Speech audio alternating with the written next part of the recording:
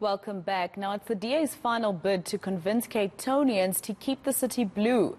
Party leader John Steenhuisen and mayoral candidate Jordan Hill-Lewis wrapped up the party's campaign there. Our reporter Nobesuthu Hejana is there for us, and she joins us now live. Nobesuthu, I believe the DA leader, John Steenhuisen, has already spoken. Tell us a little bit of what he said to voters there.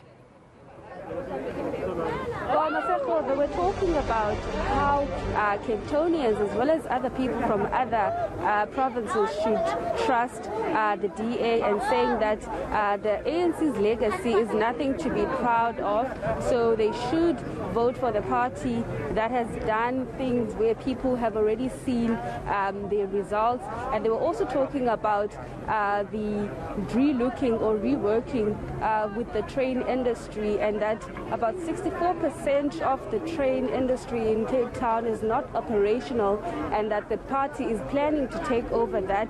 And also talking about how they plan to produce its own electricity to ensure that people in this province don't suffer with load shedding. But I'm now joined by the national spokesperson of the party, Siviwe Gwahube. Siviwe, we're wrapping up the campaigns in the province. Just tell us about this community in particular. What are some of the issues here? Because we understand the issue of unemployment and gang and crime. Yeah, absolutely. So, I mean, this event was the culmination of the campaign trail that the mayoral candidate has undertaken.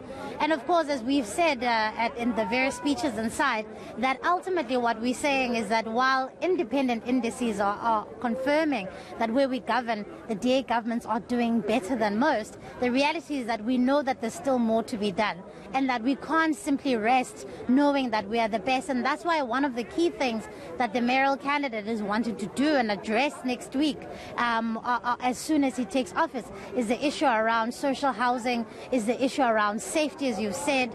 And one of the things that we want to do is a greater devolution of powers to Metro Police to be able to deal with, particularly in communities like this. And he also talked about the issue of the trains and electricity. Just tell us about the plans that the party has to relook that work. Yeah, look, I mean, the reality is that with the broken Metro Rail service, I mean, it is a huge, massive impact on the economy of the city of Cape Town. It means that people can't get to economic opportunities, people can't get to places of work.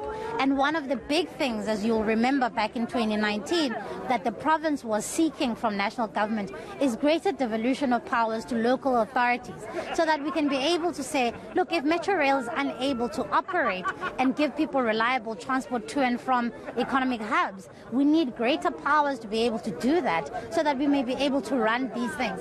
But the most important thing, which was obviously a huge takeaway here, is also the issue around electricity. And now, I mean, we've now been shackled with stage 4 load shedding, and the reality is that load shedding is only going to equal to job shedding. And that's one of the big things that we're wanting here in the Western Cape, in the city of Cape Town, which is encompassed in our manifesto, is that we want to ultimately free South Africans from the shackles of Eskom. We want to be able to have independent power producers coming on board, so that other people can be able to provide electricity and not have this monopoly, which is a big problem that is affecting the country.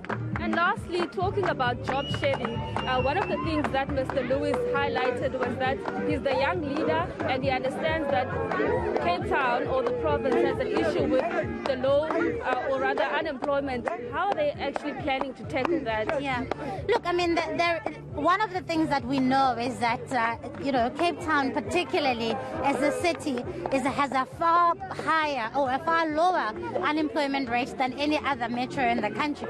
And that's not by accident. The reality is that if you get the basics right at a local level, then you are able to attract investment, you are able to attract businesses to start businesses and employ a lot more people. And that's what we're getting right in the city of Cape Town. You'll remember back in Lichtenburg in the northwest, Clover said they were leaving because of service delivery concerns. And that's the big issue. If you don't get it right, if you don't get the basics right, then businesses leave and the jobs leave with them. So that's what we're going to be able to get right in the city, to be able to attract investment, to attract businesses to start their businesses here, so that the people of the city of Cape Town can have work.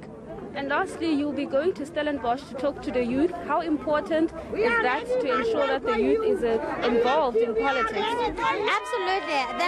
The reality here is that young people are the most affected by, firstly, youth unemployment. There's 7 out of 10 young people who are without work. And so it becomes absolutely crucial that young people come out to vote on Monday. It's absolutely crucial that young people are the ones who are leading the charge in terms of casting their votes and voting for a government that will get things done and make sure that they have jobs when they leave places of university like Stellenbosch. 7 out of 10 of young people are unemployed, and that is a massive crisis that can only be placed on this government's doorstep. And so we're encouraging young people to come out to vote and make sure that they vote knowing that what kind of government that they want at the polls. All right. Thank you very much. Well, Masego, that was the DA's national spokesperson, Siviyo Kwahube, talking about some of the promises that the party has for potential voters, and also encouraging those who voted for DA before to continue vote for what she says is a government that works for the people. All right, Nobesuthu Hejana, let's leave it there for now.